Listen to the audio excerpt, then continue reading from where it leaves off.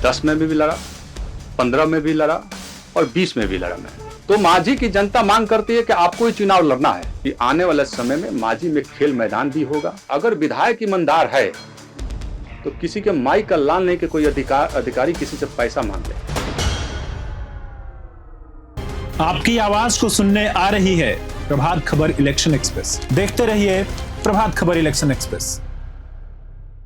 नमस्कार, मैं अभिनंदन और अभी हम मांझी विधानसभा में मौजूद हैं और हमारे साथ अभी यहाँ के भावी प्रत्याशी हैं राणा प्रताप सिंह उर्फ डब्लू, जो पिछली विधानसभा चुनाव यानी 2020 में रनर अप रहे हैं। सत्येंद्र यादव से हारे थे और भाजपा का नेतृत्व करते हैं इस क्षेत्र में।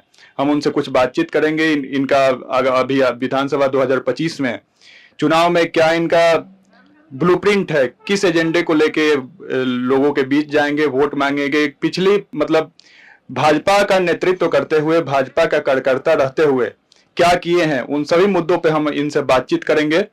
आपका स्वागत है प्रभात खबर में। आपको भी स्वागत है प्रभात खबर की टीम को जी।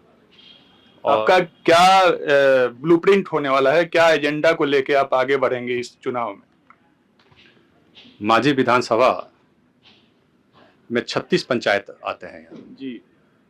15 जलालपुर ब्लॉक के और 18 पंचायत मांझी के आते हैं। 3 पंचायत बनियापुर ब्लॉक से कट कर आता है और इस पूरे मांझी में 3,12,668 मतदाता है SIR के पहले दिसंबर तक। 309 बूथे हैं, अभी बूथ कुछ बढ़ गए हैं। मैं SIR के पहले में बोल रहा था। मांझी की जनता बड़ी शांति प्रिय जनता है और शांति से जीना चाहती है। कहीं जाति शब्द मांझी में नहीं होता है।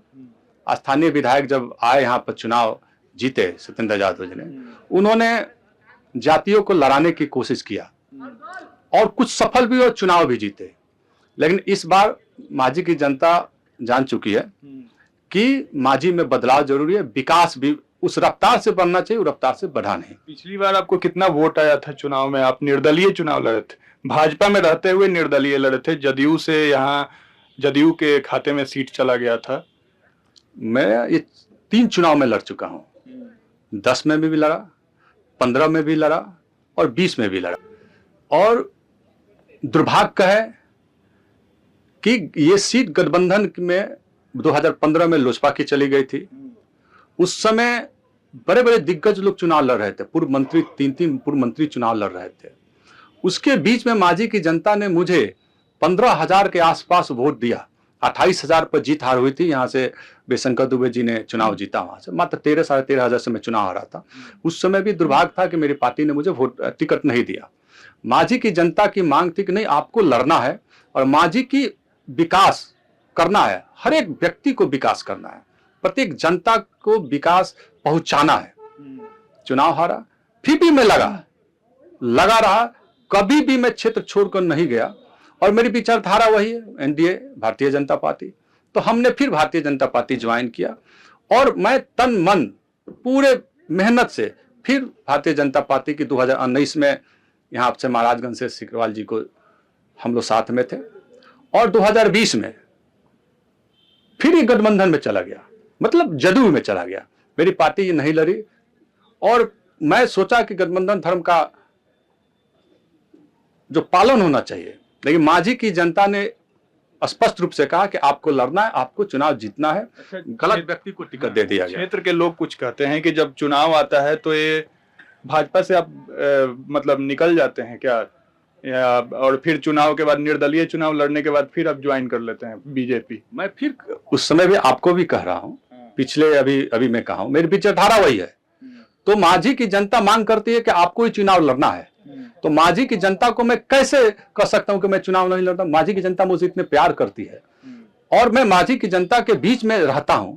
तो उन्होंने कहा चुनाव लड़ा, हमने चुनाव लड़ा 2020 में। जदयू की 3 नंबर में चली गई, 3 नंबर में थे, मैं 2 नंबर में था। मुझे 35,000 वोट मिला और चुनाव हारने के बाद फिर मैं पार्टी में आया कि वही विचारधारा थी। पार्टी ने मुझे फिर बुलाया और पार्टी को समर्पित कार्यकर्ता की तरह एक बार फिर नरेंद्र मोदी की सरकार बनाने के लिए मैं जी तोड़ मेहनत किया और फिर देश में प्रधानमंत्री, लोकप्रिय प्रधानमंत्री नरेंद्र मोदी जी की सरकार बनी। तो पार्टी आपसे नाराज नहीं होती है कि गठबंधन को आप नुकसान पहुंचा देते हैं? ये पार्टी क्यों नाराज की क्या बात हो सकती है? मतलब जैसे आप यहाँ जदयू या लोजपा जो भी पार्टी के उम्मीदवार को यहाँ खड़ा किया जाता है, आप उसके खिलाफ लड़ जाते हैं, तो उसका जो वोट है वो कट के आपके में आ जाता होगा, तो इससे निराशा नहीं होता है गठबंधन को या भाजपा को? नहीं नहीं, निराशा की जनता ही मांग करती है कि भाई आप ही चुनाव जीतेंगे, एनडीए के प्रत्याशी आप ही हो, हम दूसरे को कोई मान ही नहीं सकते। दूसरा कोई तो पैराशूट से आता है और चुनाव लड़ता है, चुनाव अब हार कर चला जाता है। इस 5 सालों में बताइए, जो 15 में लोजपा के कैंडिडेट थे आज तक नहीं आए, मैं ही बीच में था, 20 में भी जो पैराशूट से आए वही स्थिति। 2025 में पूरा विश्वास है कि एनडीए की जो गठबंधन है, इस बार भारतीय जनता पार्टी को यहाँ आना चाहिए। अच्छा, अभी वर्तमान विधायक है सत्येंद्र यादव, यहाँ से वो चुनाव लड़े और जीते भी। 5 साल में उन्होंने क्या किया, क्या नहीं किया, उनके कामों को आप कैसे देखते हैं और क्या खामियां रह गई, उसको आप जीत के पूरा कैसे करेंगे? देखिए, माननीय विधायक का जो पूरे 5 साल का इतिहास उठाकर मैं आपको बताया आपके एक्सप्रेसवे में, कि उन्होंने किस तरह से मांझी की जनता को बुर्बक बनाया, बेवकूफ बनाया। कैसे बुर्बक बनाया? जिस तरह से वो सामंतवादी ताकते को गाली देते थे कि भाई ये फॉरवर्ड हैं, बैकवर्ड हैं, यही उन्होंने सीखा। और कम्युनिस्ट पार्टी जो है सीखती क्या है, यही सीखी है। तो उन्होंने सीखा, और अंबेडकर साहब, हमारे संविधान के निर्माता अंबेडकर साहब ने 1945 में नागपुर के सभा में कहे थे कि कम्युनिस्टों से बचा कर रहिए, ये देश तोड़ते हैं, समाज को तोड़ते हैं, जो घून होता है ना, घून जैसा खत्म कर देंगे पूरे समाज को, आपस में समाज को तोड़ने के प्रयास करते हैं, हमारे बाबा साहब अंबेडकर साहब ने कहा था। तो मांझी की जनता भोली भाली जनता है, एक बार उस चक्कर में आ गई, और जिस सामंतवादी को गाली देते थे वही सामंतवादी जो 200 करोड़ के आसपास मांझी में काम हुआ, बहुत सा काम हुआ है, रोड बने, हमारे एनडीए की सरकार ने बनाई, और ठेका किसको मिला? उस सामंतवादियों को मिला। क्यों नहीं एक जादव वर्ग को मिला? क्यों नहीं एक नोनिया को मिला? क्यों नहीं तुरहा को मिला? क्यों नहीं रविदास जाति को मिला? क्यों नहीं मुसलमान को मिला? हिंदू जाति में और मुसलमान जातियों में और लोग थे। आप किस उसी सामंतवादी को, जिस सामंतवादी को गाली देते हैं, वही सामंतवादी को ठेकेदार बनाते हैं। आपके पास तो कुछ था नहीं, आप एक मात्र साइकिल से चलने वाले व्यक्ति थे, और आपके पास 4 लग्जरी गाड़ी आ गई, आपके पास पटना में करोड़ रुपए का फ्लैट आ गया, आप करोड़ रुपए का मालिक है।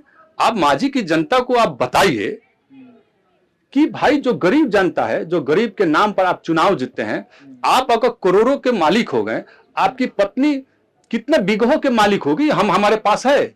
कहां कहां मांझी में उन्होंने जमीन खरीदा है, सत्येंद्र यादव ने कहां कहां खरीदा है, इस सारे लिस्ट में आपको बताया है पूरे आपको एक्सप्रेसवे में कि कहां कहां उन्होंने जमीन खरीदा है।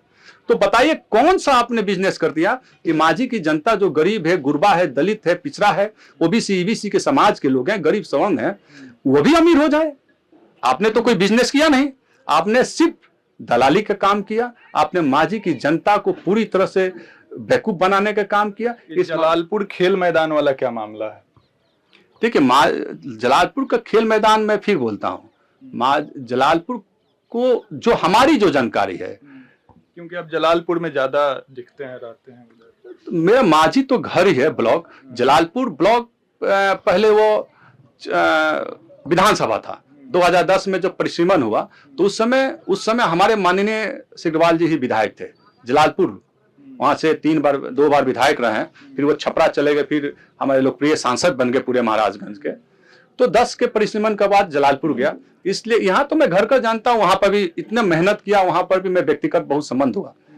तो जलालपुर में जो खेल के मैदान है वो छोटा है, सरकार ने कि भाई ये छोटा है, दूसरी जगह बनना चाहिए। अब पूरा विश्वास है मेरे आने के बाद, अगर मुझे एनडीए की सरकार, मुझे यहाँ एनडीए ने मुझे यहाँ टिकट दी और जनता ने मुझे चुनाव जिताया, तो पूरा विश्वास के साथ मैं कहना चाहता हूं कि आने वाले समय में मांझी में खेल मैदान भी होगा।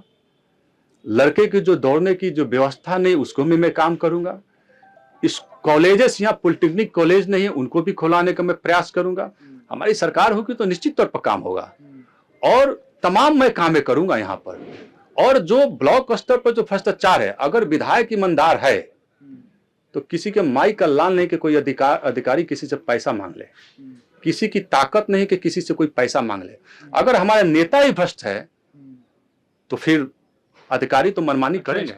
चुनाव जीतने के बाद 5 काम आप बताइए, प्रमुख काम जो बहुत बड़ा काम होगा आपके विधानसभा क्षेत्र के लिए, आप क्या करना चाहेंगे? देखिए, रोड, पानी, बिजली, इस सरकार ने जो काम किया, एनडीए की सरकार ने, स्वास्थ्य के क्षेत्र में हमारे स्वास्थ्य मंत्री मंगल पांडे जी ने जो अतुल्य ऐतिहासिक काम किया, वो तो पूछने की चीज नहीं है। उन्होंने जो काम किया पूरे प्रदेश में, पहले हमारे बिहार कैसा था कि नीचे से देखते कि हम लोग कितना है, आज स्वास्थ्य के क्षेत्र में क्या है, 1 नंबर में। दवाई वितरित करने में, फ्री गरीबों की इलाज करने में आज बिहार नीतीश कुमार जी की सरकार नेतृत्व में मंगल पांडे जी के काम पर आज पूरा स्वास्थ्य कहां से कहां चला गया। आज गरीबों की इलाज हो रहा है, फ्री इलाज हो रहा है।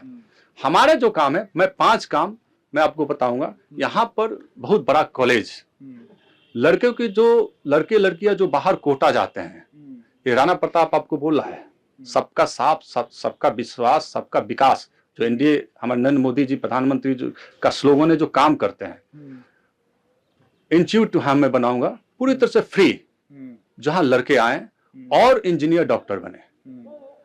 कृषि विद्यालय बलिया जाते हैं हमारे नौजवान, यहाँ मांझी में नहीं है, छपरा में भी नहीं है, पूरे जिले में नहीं है।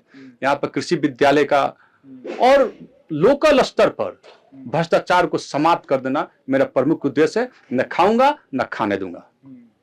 बस चलिए, आप राणा प्रताप सिंह उर्फ डब्लू को सुन रहे थे। उन्होंने 5 काम भी बताया कि क्या करेंगे। यहाँ विश्वविद्यालय बनवाने का काम, जिससे छात्रों को बाहर ना जाना पड़े। कृषि महाविद्यालय एक बहुत बड़ा मुद्दा है इस विधानसभा क्षेत्र के लिए, उस पे भी वो विचार करेंगे, सोचेंगे और पूरी कोशिश करेंगे कि यहाँ एक कृषि महाविद्यालय हो मांझी विधानसभा क्षेत्र में, और भ्रष्टाचार मुक्त विधानसभा बनाएंगे।